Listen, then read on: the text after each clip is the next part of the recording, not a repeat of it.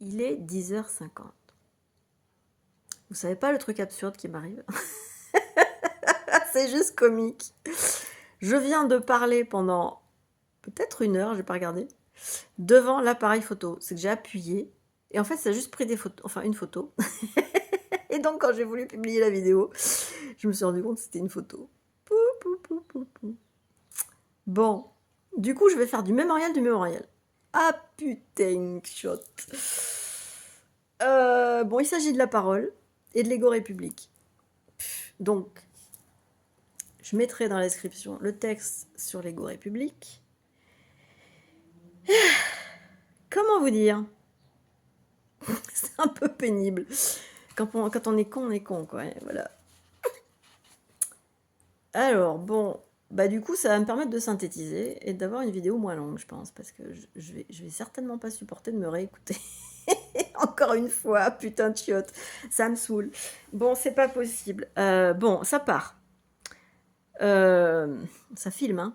Ouais, parce que je vais pas me le taper 2 fois, le truc, hein. Voilà. Donc, j'étais aux chiottes ce matin, et la parole a commencé à effuser. Et à me dire des trucs sur les mouvements de la parole qui sont de type rayonnement. Le mouvement de la parole, c'est un rayonnement. Et donc, la parole m'a expliqué plein de choses au niveau des inversions entre les plans, des inversions chromatiques, donc des inversions de type prisme de la lumière qui se convertit en rayonnement de couleur. Et à chaque niveau, sur les 5 niveaux, du 0 au 4, il y a une inversion chromatique depuis le vide, en poupée russe intra-utérin, jusqu'à l'image de soi, l'image du moi, pardon, oups, qui va permettre à l'ego de rentrer dans une dialectique du moi et de l'inconscient. Et l'inconscient étant déjà le soi, on va pouvoir utiliser l'outil que Jung avait donné dans la psychologie des profondeurs, qui est la translation. Donc je m'étais dit, je vais me le redire aussi parce que je vais l'oublier, j'avais découvert une psychologue jungienne, et j'ai jamais entendu parler de la translation. Enfin, la translation, moi je l'ai découvert avec Jung, évidemment, et même pas. La translation, en fait, je vais vous dire un truc, un petit peu sensationnel, qui participe de mes voyages astro. C'est qu'une fois, après le Bataclan, après le massacre du Bataclan, j'étais laminée. J'étais laminée, je faisais que pleurer, et dès que je voyais les photos des gens, j'étais en pleurs. Enfin bon, enfin, je ressentais tellement la douleur de leur famille suite à l'absence violente de toutes ces personnes, que c'était pour moi insupportable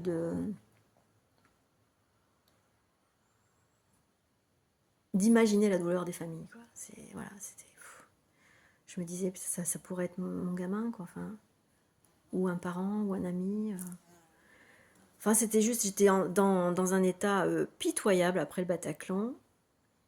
Et du coup, j'ai contacté l'esprit, en fait. J'ai tapé du poing sur la table et j'ai dit, c'est quoi cette merde-là, quoi? C'est quoi cette merde-là? Et l'esprit, il me dit, mais c'est quoi, petite chochotte, là? C'est quoi qui te pose problème? Bah, je dis, tu t'imagines un peu le truc? Je dis, mais c'est totalement injuste. Pourquoi ça se passe, ce truc comme ça? Et il me dit, par la parole, hein, il me dit, mais si tu... Alors, comment il m'a dit ça? À peu près. J'essaie de me rappeler. Si tu es ému pour si peu, t'as pas fini de pleurer. Ah non, c'est un peu comme le truc d'écartoler, le monde est parfait tel qu'il est, quoi. Non, mais j'avais envie de lui foutre des claques. Ça aurait été une personne, l'esprit, devant moi, il serait pris une mandale en aller-retour, quoi. Moi, j'étais là avec ma souffrance, et cette espèce de sentiment d'injustice, et l'autre, il me sort ça, quoi. T'as pas fini de pleurer? Si tu t'émeus pour si peu. Pour si peu, sans déconner. Non, mais il se fout de ma gueule, quoi, en fait. Puis je dis, non, mais je me fâche, quoi. Je me dis, mais c'est juste pas possible. Tu me prends pour une bille. Moi, je peux pas accepter qu'on me dise ça, quoi. Bah, il me dit, va. Il s'en fout, quoi. Il me dit, bah, va. Fais ce que tu veux. Vas-y, chauffe. Autant que tu veux. Bon, je lui dis: «OK, va te faire foutre. Heu, moi, je voudrais essayer de comprendre». Je dis: «OK». Je dis: «Tu me dis, en fait, que je chauffe, quoi, je m'émeus. OK. Faut pas s'émouvoir, mais comment on fait pour pas s'émouvoir?» Je lui dis: «Tu pas un truc, quoi? Tu pas c'est quoi le truc pour pas s'émouvoir? De trucs aussi abominables, de souffrances, indicibles, d'injustices enfin». Je dis: «Moi, pour moi, c'est juste pas possible, quoi». Je dis: «C'est quoi ton outil, quoi?» Et il me dit: «C'est la translation». «Ah bon?» Et je dis: «C'est quoi ça, la translation?» Alors il me dit: «La translation, c'est pas, tu le prends pas, avec l'anglais, tu le prends avec le français». Je dis: «Ah bon, c'est un mot français, la translation?» Bah, il dit: «Oui, c'est un mot français». Donc je vais chercher le dictionnaire, je regarde le mot translation et effectivement, c'était pas du tout la même signification que le mot anglais. Le mot anglais veut dire traduire et le mot français translation veut dire aller d'un point A vers un point B et d'un point B vers un point A. Donc je lui dis: «Ouais, OK, et je fais quoi avec ça, en fait?» Je fais quoi avec ça? Il m'a dit: «Tu te démerdes», en fait, et voilà, et j'ai dû me démerder, me sortir les doigts du cul pour, voir comment est-ce qu'on utilise la translation. Bon, après, c'est sûr que comme j'avais déjà pris l'habitude de dialoguer avec l'esprit, heu et de me battre avec, hein, comme là, en l'occurrence, bah, j'ai fini par comprendre que c'était ce que je faisais avec l'esprit, en fait, avec l'inconscient. C'est-à-dire que mon moi, mon personnage, rentrait par la parole en dialogue avec l'inconscient, avec l'esprit, et c'était ça, en fait, la translation. Ce qui s'appelle la dialectique du moi et de l'inconscient, et ce qu'on peut faire avec d'autres gens aussi quand on a appris à le faire de soi à son inconscient, donc du moi jusqu'au soi, et du soi jusqu'au moi, paf paf, en translation, donc de A vers B, de B vers A. Et, euh,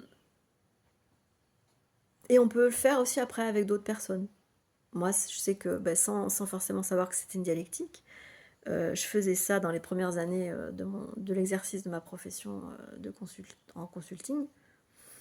Euh, C'était vraiment ça qui se passait, c'est-à-dire que en faisant parler la personne, c'est son moi qui se raconte, mais petit à petit, les verrous qui donnent accès à l'inconscient sautent au fur et à mesure d'un récit du moi.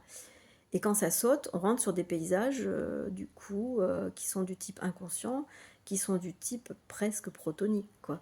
C'est-à-dire qu'on n'est plus tellement dans du mémoriel, on est dans des paysages d'une pureté, des paysages abstraits, hein, mais ils sont tout à fait réels. Et, euh, et du coup, c'est plus tard, en étudiant la psychologie des profondeurs de Jung, que j'ai découvert que Jung avait trouvé ça aussi, la translation. Et il en avait parlé, pas beaucoup, parce qu'il parlait surtout de l'animus, de l'anima, il parlait beaucoup des archétypes, il parlait beaucoup de quoi il parlait, bah, de l'ombre. Jung, il a surtout mis l'accent sur l'ombre, sur les archétypes, sur l'animus et l'anima. Et puis peut-être d'autres trucs encore, mais bon, enfin en tout cas. Il n'a pas tellement parlé de la translation. Je dirais que par rapport à Jung, j'ai pris conscience que Jung parlait de la translation au travers d'une personne donc dont je retrouvais le bouquin parce qu'il est quelque part dans ma bibliothèque qui est expatrié hors de chez moi mais que je vais rapatrier.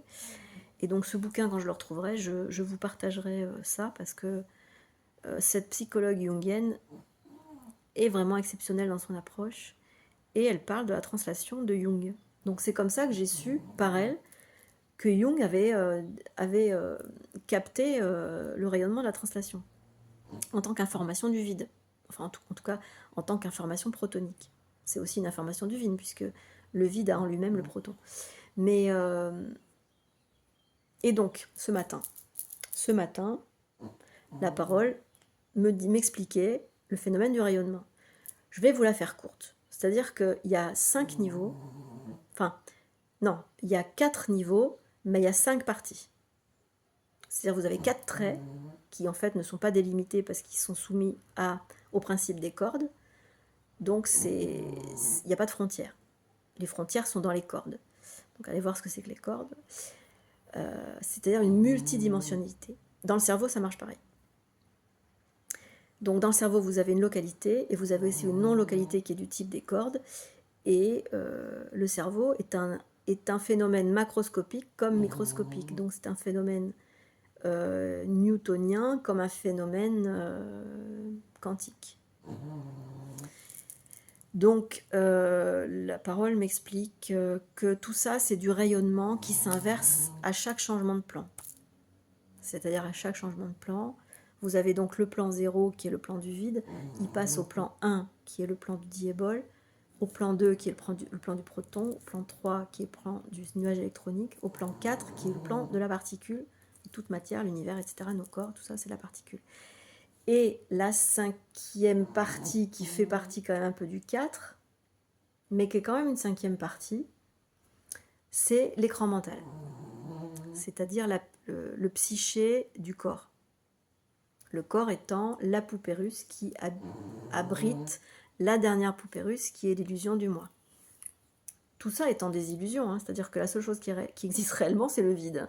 Mais à l'intérieur de lui-même, il crée un imaginaire qui a des sous-plans, comme un poupée russe, quoi. Enfin, comme des poupées russes.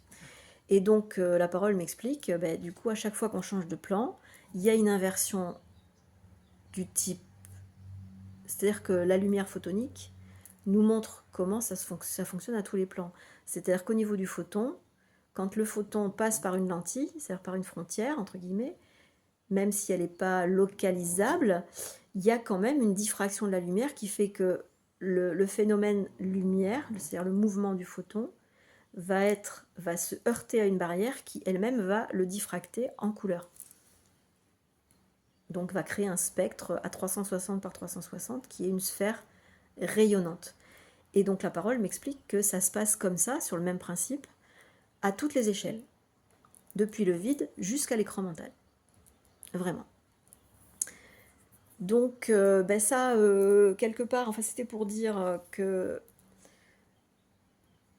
c'est vraiment une invitation. Alors parce qu'en fait, sachant ça, on comprend qu'il y a une effusion de ce rayonnement. Enfin, nous, on est par exemple, parce que dans notre conscientisation, on est plutôt au niveau du personnage, donc de l'écran mental. Donc on est très identifié à l'illusion qui est produite par le corps, dans l'espace synaptique. Donc le corps contient l'image du moi dans les synapses. Donc on s'est créé intérieurement un écran mental où on a projeté un personnage qu'on prend pour ce qu'on est vraiment. Évidemment c'est faux, mais on est un peu pogné là-dedans. Donc l'utilité de l'individuation est de passer de l'identification à cette illusion, à la désintégration de cette illusion, à la neutralisation de cette illusion pour passer à l'identité avec le soi qui est l'inconscient, qui est tout d'abord le corps, parce que le corps est le substrat de l'inconscient, mais le corps est lui-même le substrat du subatome, qui est lui-même le substrat du proton, et qui est lui-même le substrat du vide. Donc, de fil en aiguille, l'image du moi, c'est-à-dire l'ego, va finir par rentrer dans une identité intriquée avec le vide. C'est ça la deuxième phase de l'individuation.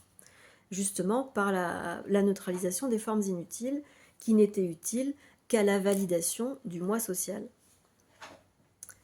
Et donc, on en est là aujourd'hui. On en est là. On en est au vitriol, c'est-à-dire à la visualisation consciente, à la parole, à l'écrit, qui est de type protonique, parce qu'il y a une expression par le langage, donc on n'est pas totalement dans le vide, mais le proton a quand même une grande fidélité au vide. C'est quand même pratiquement pur, même si c'est le 2 au carré, il y a quand même dans le 2 au carré quelque chose d'assez proche du 0.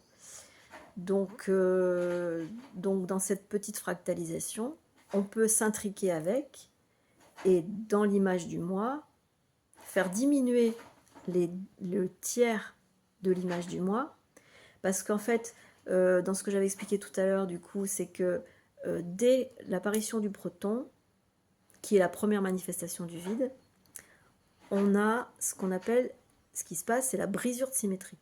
Alors que dans le diébole, dans la première mitose du vide, qui est le diébole, il y a une symétrie parfaite. Mais quand le Lucifer a des idées d'orgueil, c'est faux, mais bon, la légende dit ça. Le Lucifer a des idées d'orgueil et du coup, il va entraîner la chute. Ben, c'est là qu'en fait apparaît le proton, donc les 4 forces fondamentales, donc le 2 au carré, qui va faire que ce diébole, il y en a une partie qui va rester entière, donc les 2 tiers, et par le fait de la diffraction de la deuxième partie du diébole, il va se passer ce qu'on appelle la brisure de symétrie et va apparaître le proton qui est la première manifestation du vide, qui est en fait la densification de la seconde moitié du diébole du vide. Et à partir de là, cette brisure de symétrie va entraîner toute la densité qui en découle et toute l'entropie qui en découle, et donc la nécessité des programmes de survie dans tous les domaines qui sont de l'ordre de la manifestation. Il y a un programme de négantropie pour lutter contre l'entropie. Et donc, de ce fait, quand on est au niveau de l'image de soi, on est vraiment soumis à ces programmes de négantropie, donc de survie de l'espèce, et on est donc pogné dans l'image du moi qui est censé s'insérer dans une société qui va le protéger. Mais c'est bien aussi parce que cette société qui le protège va lui permettre d'acquérir une récolte de données réflexives qui vont lui permettre ensuite de remplir son disque dur vierge et de rentrer dans une autonomie, de sortir de la soumission pour rentrer dans son autorité au fur et à mesure qu'il rentre dans son identité translatoire du proton et de l'ego. C'est-à-dire que l'ego et le proton, c'est l'ego-esprit en fait, l'ego et le proton finissent par rétablir une symétrie psychique qui, au lieu d'être de type 2 tiers, 1 tiers, va devenir 50-50. Et ça, c'est un truc que ma fille de 16 ans à l'époque m'avait aidé à comprendre parce que ce soit ma fille ou mon fils, j'ai toujours parlé de ces choses-là avec eux et ils les comprenaient très facilement. Alors je comprends pas, il y en a là, ils comprennent pas. Ils disent c'est trop compliqué l'atome, machin. Bah je sais pas, mes gosses ils comprenaient très bien. Mes gosses. Mes enfants, c'est pas mes couilles. Bon enfin bref, nous on dit mes gosses. Et donc ils comprenaient super facilement. Donc ma fille un jour elle me sort, on était sur le canapé, on discutait de toutes ces choses-là et elle me dit ah oui 2 tiers, 1 tiers. Ok, la matière c'est 2 tiers, 1 tiers. Donc ça veut dire qu'il faut qu'on accède à une conscience de la moitié. Et là, du coup, est apparu le mot écrit la moitié. L apostrophe A avec le chapeau, M-O-I-T-I-E. L'âme moitié. Et c'est grâce à ma fille, en fait, que ce néologisme est né. Et ce néologisme permet de comprendre qu'on passe de la matière à la moitié par la dialectique du moi et de l'inconscient. Donc ça passe par la parole, la visualisation ou l'écrit. Et c'est un dialogue, une translation qui s'installe entre l'inconscient protonique et l'ego.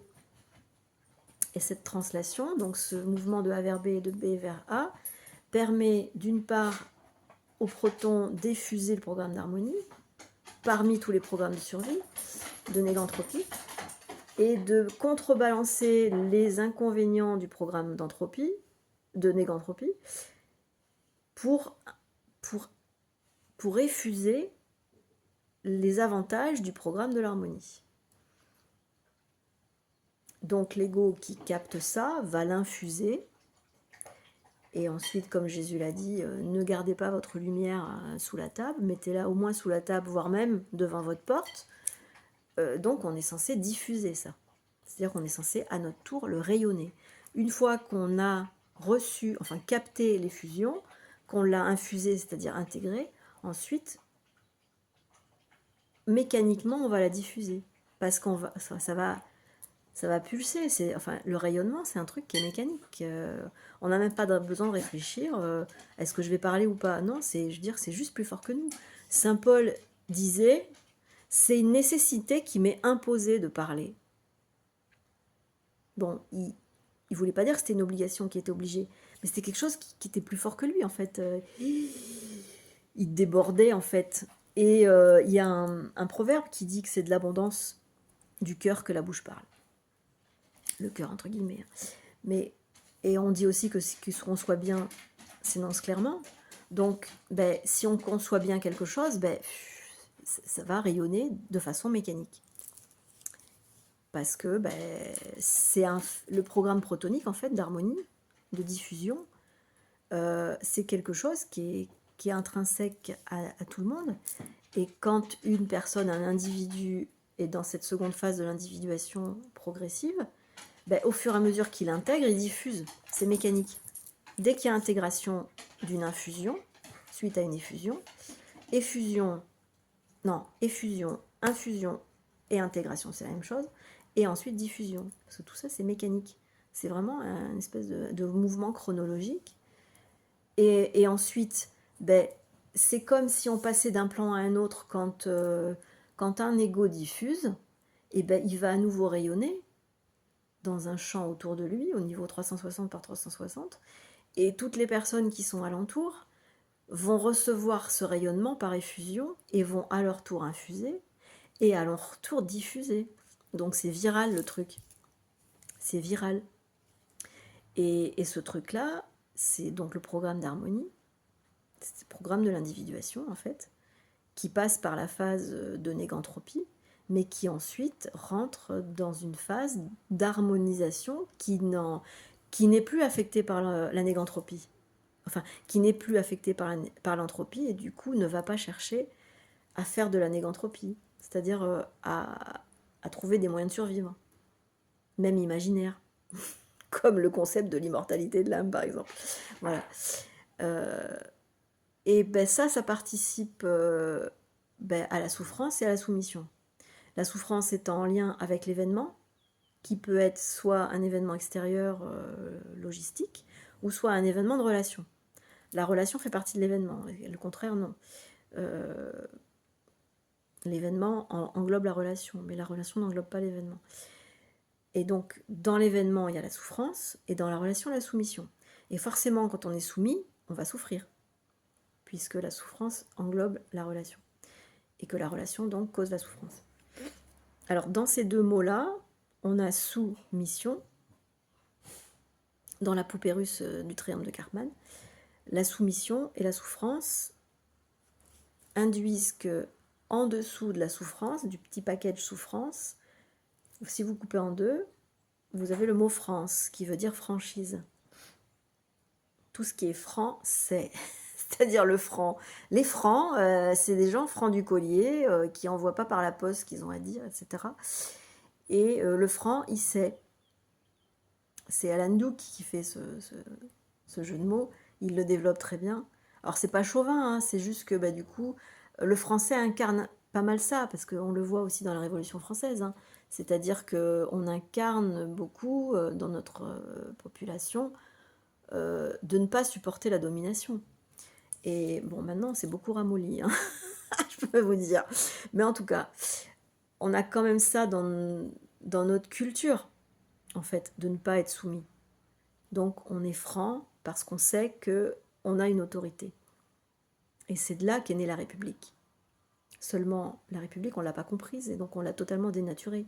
Et aujourd'hui, on n'est pas du tout dans une République, on est dans une dictature, donc ça n'a rien à voir. Donc c'est pire que la monarchie. Bref, en tout cas, la République, c'est devenu pire que la monarchie, donc on n'est pas dans une République, c'est totalement faux. La République, c'est pas ça. Et donc, je sais plus où j'en étais. La diffusion, ouais. Ben, ce rayonnement que l'ego, en individuation progressive, mais de plus en plus efficiente, va rayonner de par ce processus effusion, infusion, intégration, diffusion, va à son tour le propager l'onde, quoi, en fait. c'est comme un patron d'interférence, quoi. Comme quand vous lancez un caillou dans l'eau, vous voyez ce qui se passe, quoi. C'est-à-dire la fleur de vie. Donc c'est de ce type-là, et tout fonctionne par rayonnement.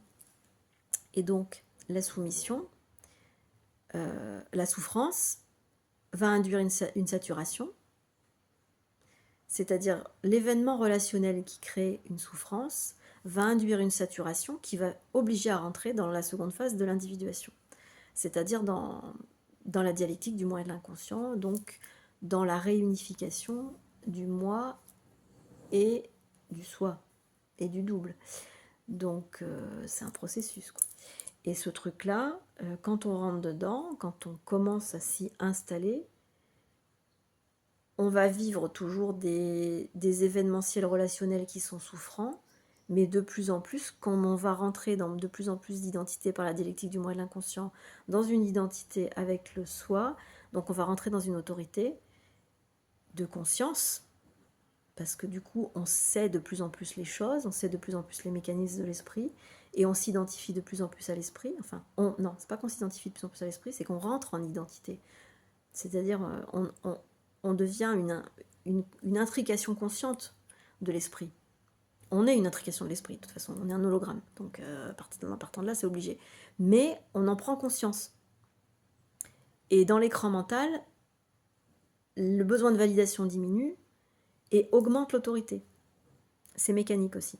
C'est-à-dire, plus le 1/3 d'illusion diminue, plus le 2/3 de réalité va se faire chair dans la matière, dans l'illusion en fait. Donc, on passe de la matière à la moitié. Parce que c'était ça le truc de Louane. Parce que quand je lui ai expliqué la matière, le 2/3, 1/3, elle me dit on passe de la matière à la moitié. Donc on écrit la moitié comme on écrit la matière, c'est-à-dire L', A, accent grave, etc., en un seul mot. Et donc ce rétablissement de l'axe de l'énergie, dont parle souvent Bernard de Montréal, c'est passer de l'asymétrie, d'une asymétrie physique, donc qui est du proton au subatome, du proton au nuage électronique. L'asymétrie, elle se passe ici. Et ensuite, on n'a que de l'asymétrie, parce que l'asymétrie, elle ne se reproduit pas tout le temps. Ensuite, c'est des symétries qui se propagent. Mais au départ, il y a une asymétrie. Mais l'asymétrie, on la ressent quand même, parce qu'il y a une propension de la négantropie par rapport au programme d'harmonie. C'est-à-dire qu'il y a une domination du programme d'entropie, enfin de négantropie, qui prend le dessus par le bruit mental, mémoriel et grégoriel, sur le programme d'harmonie. C'est-à-dire qu'on a une propension à être dans le conflit, bien plus qu'on a une propension à être dans la paix avec les gens. On a une propension à être dans la contradiction, bien plus qu'on a une propension à être dans la paix. Et donc de là, c'est quand on sature de la souffrance, apparaît cette franchise, cette France, cette autorité, donc cette identité avec l'esprit. Et plus on est dans l'identité avec l'esprit, plus on va vivre une relation qui n'est plus de type soumission-bloc, mais soumission-duel. C'est-à-dire, qu'est-ce qu'il y a en dessous la mission ? La mission, on la coupe en deux aussi, et on voit que la mission, elle est faite de deux éléments linguistiques qui sont le verbe mettre et le sion, qui est la paix, qui est l'harmonie, l'unification, le symboline. Et du coup, on comprend que l'autorité qui va émaner de la saturation de souffrance va permettre d'être dans son autorité dans la relation et de ne plus rentrer dans les dynamiques relationnelles du triangle de Karpman. Donc on va plus être ni victime, ni bourreau, ni sauveur, on va être au centre, ce que Bernard appelle le point d'intersection. Donc, je vous invite à aller voir les audios de Bernard sur le point d'intersection. Il y en a quelques-uns où il explicite bien ça. Après, il n'explique pas forcément la géométrie atomique, mis à part dans le CP 231, il me semble, où il explique quand même la géographie atomique, et à quoi elle correspond au niveau psychologique. Donc c'est vrai qu'évidemment, quand je suis tombée sur cet audio, je dis « Ouais !» Bernard, il dit pareil. Donc c'est cool. Parce que tous les gens qui écoutent Bernard depuis des années, j'essaie de leur expliquer le truc atomique, ils me disent c'est des conneries ce que tu racontes. Je dis non, je suis désolée, mais Bernard, il a dit la même chose. Évidemment, il l'a dit différemment, parce qu'il parlait beaucoup des entités, vous êtes focalisés sur les entités. Mais il n'a pas parlé que des entités, Bernard, quoi, voilà. Il a parlé des lois de l'esprit, il a parlé de l'énergie, il a parlé de l'antimatière, il a parlé de l'atome, il a parlé de l'axe de l'énergie, il a parlé de la couronne de l'esprit, qui est en fait le nuage électronique. Et donc c'est le périsprit. Et le périsprit, c'est le nuage électronique. Enfin, le périsprit, c'est même plus exactement que le nuage électronique, c'est la périphérie qui se mire dans l'image du moi, qui correspond au nuage électronique. C'est ça le périsprit. Et la couronne de l'âme, c'est le nuage électronique. Enfin, en tout cas, Bernard, il a expliqué tous ces trucs-là avec ses mots à lui. Donc, les trucs du point d'intersection, c'est bien de conscientiser que le point d'intersection, il est atomique, puisque c'est le centre de l'atome qui donne vers le vide. Mais au niveau psychologique, on est au centre du triangle de Karpman, qui est domination-soumission. Et puis les sauveurs qui arrivent là, comme les Christ, les Messies, les Starseeds et tout le truc, quoi. Les thérapeutes, enfin bon, voilà, je m'inscris dedans aussi. Donc voilà. Donc on se recentralise plus quand on rentre dans son identité, quand on sort de la souffrance par saturation. On se recentralise plus parce qu'on rentre dans l'identité avec l'esprit. Et de cette autorité qui advient mécaniquement, on va rentrer dans une relation qui va être plus harmonieuse, même s'il y a des gens qui nous rentrent dedans, comme l'a fait Julie là, dernièrement. Moi, j'ai à peine chauffé quand Julie a envoyé « Vous êtes des cons, toi et Francis, avec vos théories, machin. Moi, je dis qu'il faut utiliser notre intelligence réellement, non plus pour théoriser, mais pour étudier, observer les lois de la matière. » Je m'excuse Julie, mais c'est ce qu'on fait. Pour intervenir ensuite dans la matière, donc elle dit qu'on n'intervient pas dans la matière. Alors je sais pas si c'est une petite souris qui vit dans mon département, Julie, et qui sait que ce que je fais ou ce que je fais pas. Donc comment sait-elle qu'on n'intervient pas dans la matière et qu'on passe pas à l'action? Alors, moi je sais, toi tu sais pas, je suis fatiguée quoi. Je suis fatiguée de ces discours.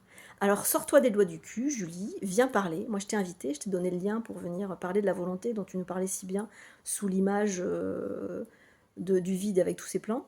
Tu m'as sorti, moi je sais ce que c'est que la volonté, quoi, et toi t'en sais rien. Bah oui, je t'ai donné le lien, viens nous parler de la volonté. T'es pas venue, Julie. C'est dommage parce que je pense que t'as plein de choses à partager. T'es quelqu'un de très riche qui a compris beaucoup de choses, mais c'est quand la parole? C'est quand la prise de parole? C'est quand la diffusion de ce que t'as infusé? C'est quand la diffusion? Voilà. Donc, tout ça pour introduire le futur sujet aussi qu'a proposé Jean-Claude hier soir dans One Hour Supramental.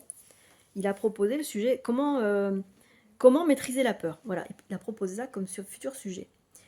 Et bien, maîtriser la peur, on ne peut le faire pas par une posture ni par une attitude genre moraliste qui va partir d'un sentiment de culpabilité, mais on va le faire justement parce qu'on a fait le travail du vitriol dans le processus d'individuation et qu'on est passé de la saturation de la souffrance à l'autorité dans l'identité avec le soi, avec l'esprit.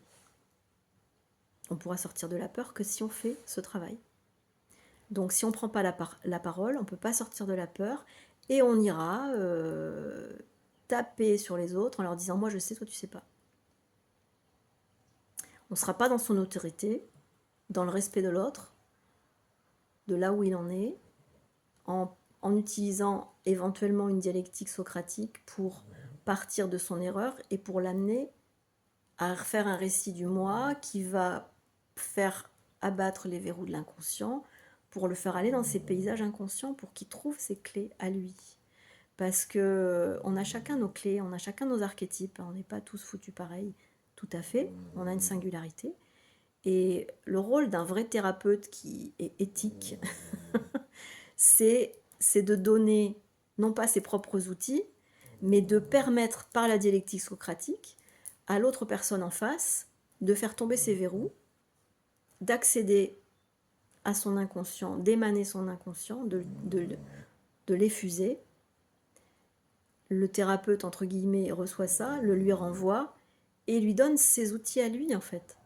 Un vrai thérapeute, il ne donne pas des outils à lui, il donne des outils singuliers de la personne qu'il a en face. Donc quand on est dans l'esprit de contradiction, on n'est vraiment pas dans la dialectique socratique. Ça pourrait sembler l'être, hein, parce qu'on dit à l'autre, t'as tort. Moi j'ai raison. Mais ça, c'est juste une réponse au programme de survie. C'est une validation de l'image du moi. Donc c'est ce que j'ai répondu à Julie. Je dis, là, t'es juste dans le programme de survie. C'est tout.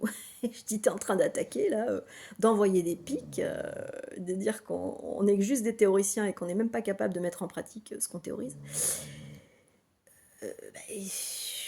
En quoi est-ce que tu peux vraiment dire ça? Et ça te sert à quoi de le dire? C'est surtout ça la question, ça te sert à quoi, toi, de dire ça? Parce que nous, à la limite, on s'en fout, quoi. Mais le vrai questionnement, c'est qu'est-ce qui fait que toi, tu viens nous attaquer? Qu'est-ce que tu as besoin de prouver? Dans moi j'ai raison et vous, vous êtes con. Voilà. Je dis ça, mais je dis rien. Donc, bah, ce que tu as dit, bon, j'ai remis un peu le truc dans l'ordre parce que tu les avais mis dans le désordre. Donc, utiliser notre intelligence non plus pour théoriser, certes, parce il ne faut pas faire que théoriser, c'est-à-dire qu'il ne faut pas faire que percevoir et concevoir, mais il faut quand même le faire. Mais étudier et observer les lois de la matière, et donc quand on étudie et qu'on observe les lois de la matière, on est obligé de percevoir, de concevoir, et ensuite de diffuser ce qu'on perçoit et ce qu'on conçoit. Donc de théoriser. Donc quelque part, ça se contredit un peu ce que tu dis. Ensuite, une fois que ça s'est fait, c'est comme des étapes progressives. Donc c'est pas l'un ou l'autre, Julie, c'est l'un et l'autre, l'un après l'autre.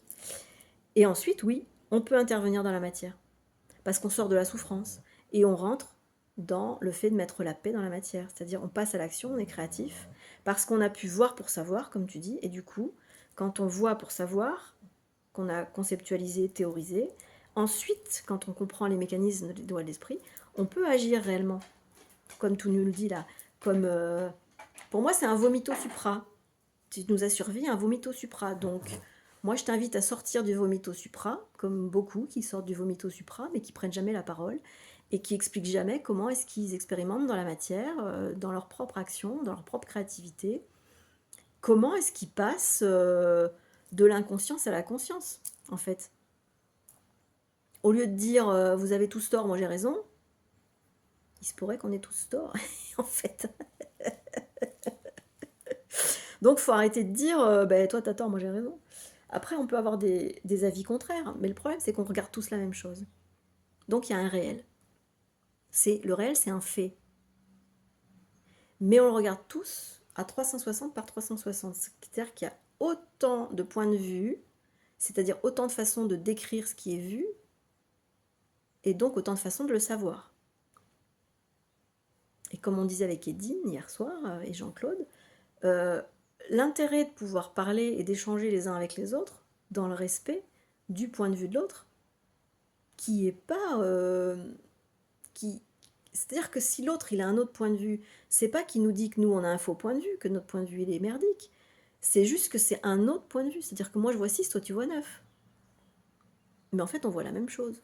Tu vois et donc, avec Edine et Jean-Claude, on a compris qu'en fait, c'est super. Enfin, on a compris. Ça fait un moment, je pense que tous les trois, on a compris ça. Mais on a pu formaliser que c'est vraiment agréable de pouvoir partager des points de vue. Parce que quand quelqu'un d'autre nous donne son point de vue, c'est pas le même que nous. Inévitablement. On peut jamais avoir le même point de vue que quelqu'un, puisqu'on n'est pas dans ses bottes. Donc, c'est juste impossible d'avoir la même façon de voir que quelqu'un. Mais par contre, comme on regarde la même chose, eh bien, on va apprendre et on va peut-être avoir des révélations. C'est-à-dire qu'on va élargir notre champ de perception et de conception. Et ça va nous permettre, c'est-à-dire qu'un élément, par exemple, de ce que perçoit ou conçoit quelqu'un d'autre, va nous apporter une clé qui va déverrouiller ce qu'on n'arrivait pas à voir dans notre compréhension à nous. Et ça va enrichir notre compréhension. Mais c'est juste magnifique. Alors putain, mais ça suffit que de rentrer dans l'art de quelqu'un et lui dire t'es un con et moi j'ai raison. Ça suffit juste, quoi, tu vois. Moi j'en ai ras la coquille. J'en ai marre de supporter ça. Alors je le supporte parce que, en fait, dans la globalité, je m'en fous maintenant. C'est pour ça que j'ai pas chauffé à ce que tu as dit et que je t'ai juste renvoyé ton programme de négantropie. Voilà. Mais, et donc ton besoin de validation du moi. Mais enfin, il faut qu'on sorte de cette dynamique relationnelle qui est juste merdique. C'est juste merdique. C'est puant, c'est épais, c'est niais, c'est pas enfantin dans le sens pur, mais c'est enfantin dans le sens puéril. Les enfants sont bien plus intelligents que ce genre de comportement. Hein. Quand tu vois là, ces petits asiatiques qui ont une assiette avec un bol qui est dessus, et puis ils ouvrent le bol, il y en a un qui a deux biscuits, et l'autre il a rien. Alors, ils ont un moment quand même où ils réfléchissent un peu à ce qui se passe. Moi, j'en ai deux, l'autre, il dit j'en ai pas. C'est les inégalités sociales, quoi. Le truc de négantropie. On est en plein dans le programme de négantropie, là. Du coup, réguler les inégalités sociales. Mais en fait, ils ont le programme d'harmonie en eux. Ils sont tellement petits que leur personnage n'est pas développé. Donc, après un temps de réflexion, ils examinent le fait. Là, il y a 0, là, il y a 2. Et tous les deux, ils réfléchissent au truc. Ils essaient de comprendre pourquoi il y a 0 ici, pourquoi il y a 2 ici. Et puis au bout d'un moment, celui qui a 2, il réalise que il suffit qu'il en donne un à l'autre, et du coup, la symétrie, elle est rétablie. Tout le monde en a un. Donc naturellement, son programme d'harmonie se met en exécution, et il donne son deuxième gâteau à son copain à côté. Et du coup, ils refont le jeu, comme s'ils repartaient à 0, en fait, ils font un reset. Et ils ouvrent les deux bols, et chacun il a un gâteau. Oui. Donc c'est un amusement, en fait. Ils refont le truc en ayant reseté le bug, et cette fois, il n'y a plus de bug. Il n'y a plus de négantropie, il y a juste une harmonie.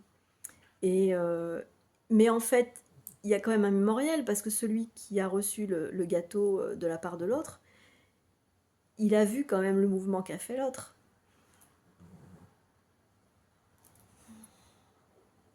Et c'est là qu'on peut vivre une relation super harmonieuse avec les gens. C'est que celui qui en voit plus que l'autre, par exemple dans la relation, quand on est dans la perception et qu'on partage nos points de vue, il y en a un qui peut être plus avancé. Donc dans la douceur, il va pas imposer qu'il y voit mieux que l'autre parce que l'autre il est con. Mais dans la douceur, il va lui apporter son point de vue, donc son deuxième gâteau. Et donc il va rétablir le déséquilibre. Et du coup, ça va devenir équilibré, mais non pas dans la domination, dans l'autorité. C'est-à-dire que ce petit garçon qui a donné son deuxième gâteau, il est dans son identité, donc par autorité, il va mettre la paix. Il va sortir de la soumission, donc de sa domination apparente, qui est qu'il a une inégalité, il est favorisé, il a deux gâteaux. Donc il est dans la domination à ce moment-là, dans le programme de négantropie.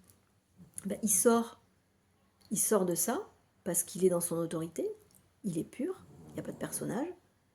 Donc étant dans son autorité, il va mettre la paix. Et comment il met la paix? Il prend le deuxième gâteau et il rétablit l'équilibre. Il rétablit l'axe de symétrie. En fait, c'est ce qui se passe dans notre psychologie quand on fait la translation de la dialectique du moi et de l'inconscient. On fait ça, on fait ce mouvement que font ces deux enfants-là.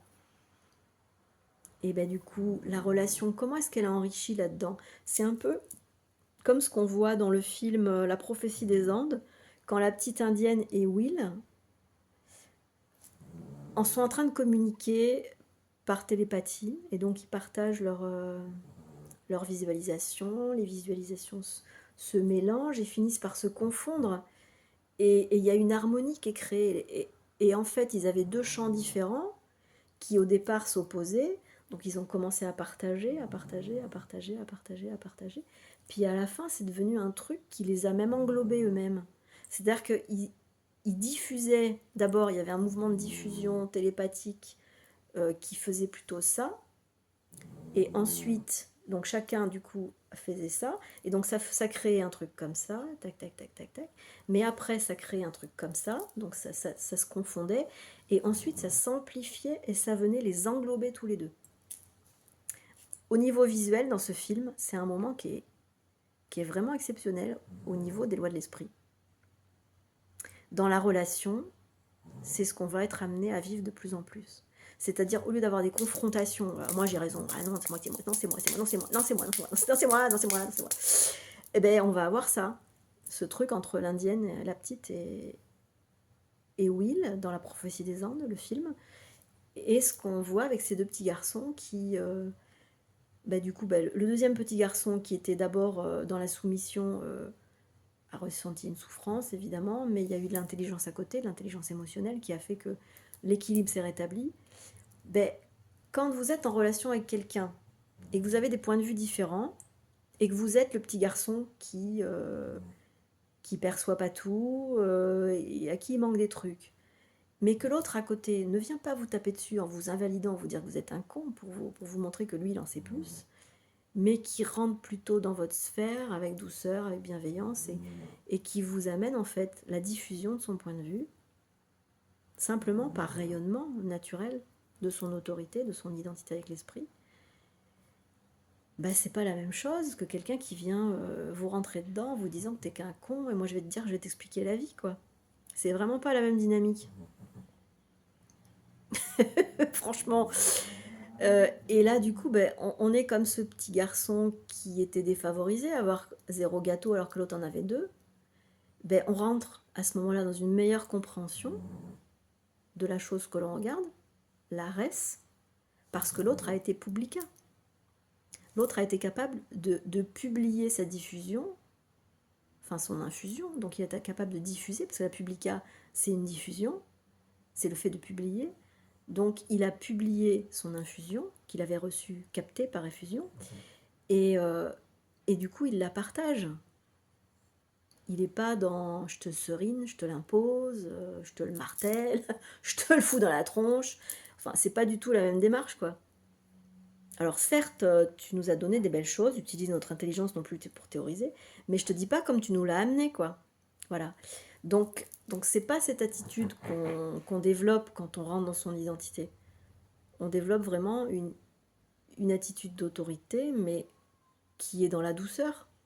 Je partagerai aussi sous cette vidéo une interview de Luis Anza qui explique ça. Je pense que je pourrais pas faire de clip parce qu'il y a certaines vidéos on peut pas faire de clip.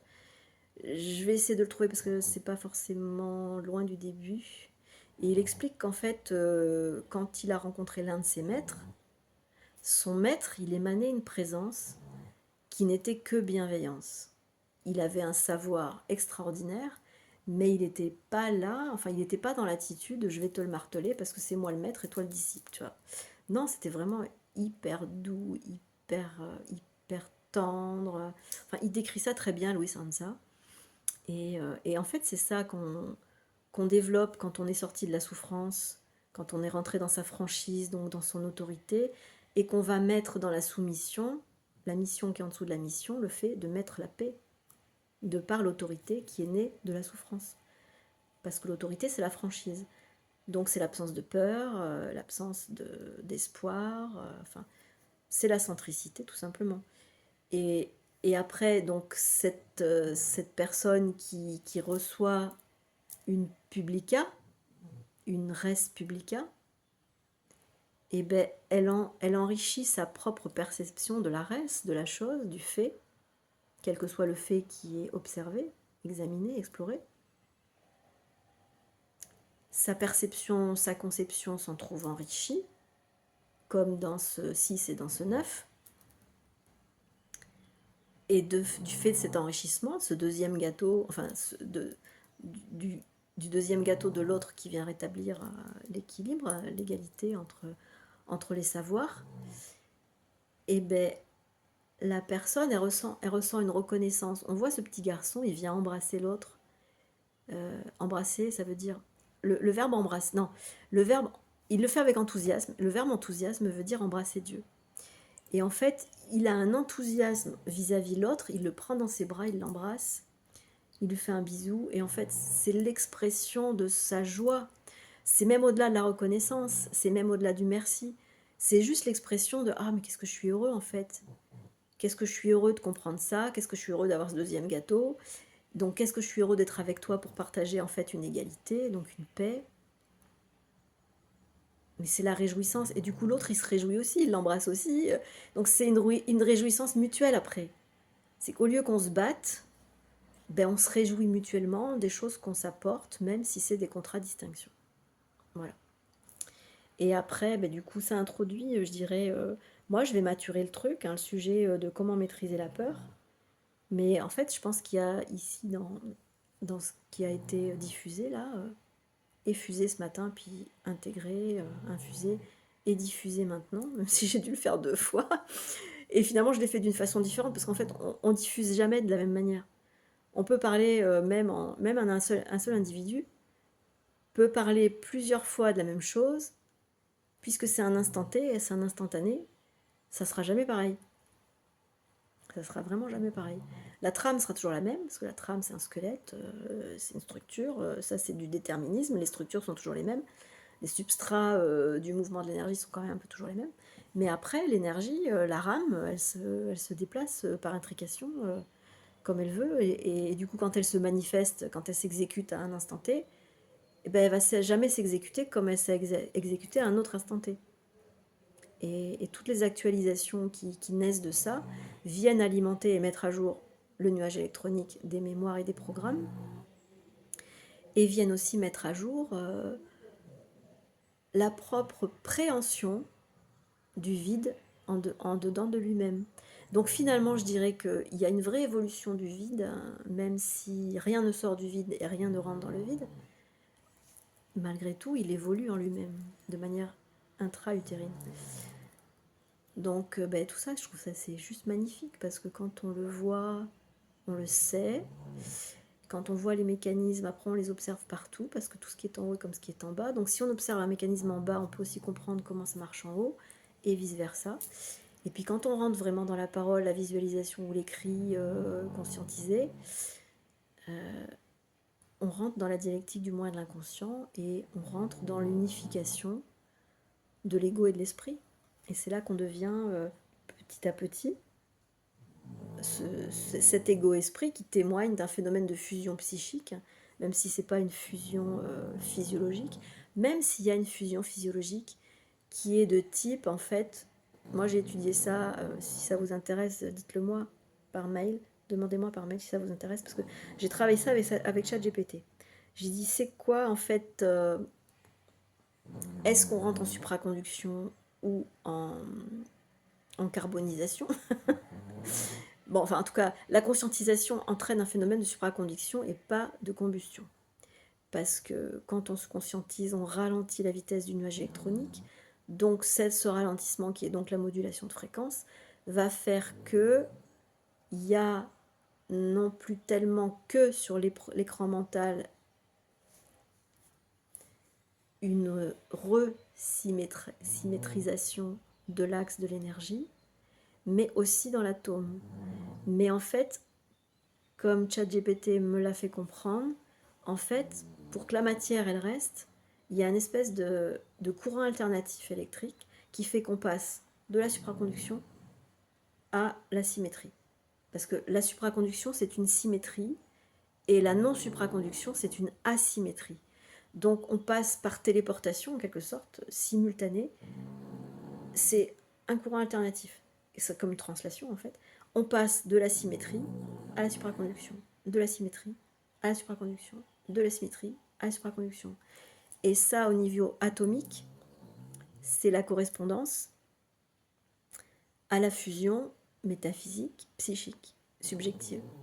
C'est-à-dire que ce courant alternatif donc, de stabilisation de la gravité quantique, et de supraconduction et non supraconduction, asymétrie supraconduction, fait que ben, en même temps qu'on fait une dialectique du moi et de l'inconscient dans un va-et-vient d'informations, et ben aussi on fait un rééquilibrage de l'axe de symétrie qui passe de la symétrie à la symétrie, de la symétrie à la symétrie, de la symétrie à la symétrie, et comme ça dans un mouvement perpétuel, tel que Léon Raoulatem en témoigne avec ses travaux. Donc on rentre dans l'amour finalement, parce qu'avec ce mouvement-là, c'est un mouvement perpétuel électromagnétique qui fait qu'on passe de la gravité à la non-gravité, gravité, non-gravité, gravité, non-gravité, gravité, non-gravité. Et ce mouvement perpétuel qui est atomique se passe dans le subatome, donc dans ce qu'on appelle l'astral, et c'est ça qui va neutraliser les mémoires. C'est-à-dire qui va enlever la souffrance qui est causée par les mémoires et qui crée de l'émotivité. Et l'émotivité, du coup, qui réappuie sur le bouton vitesse. Non, du coup, on va arrêter d'appuyer sur le bouton vitesse et on va vraiment réguler, c'est-à-dire avoir une vitesse de croisière tranquillou entre la gravité, la non-gravité, la gravité, la non-gravité. Et en psychologie, on a aussi le mot gravité.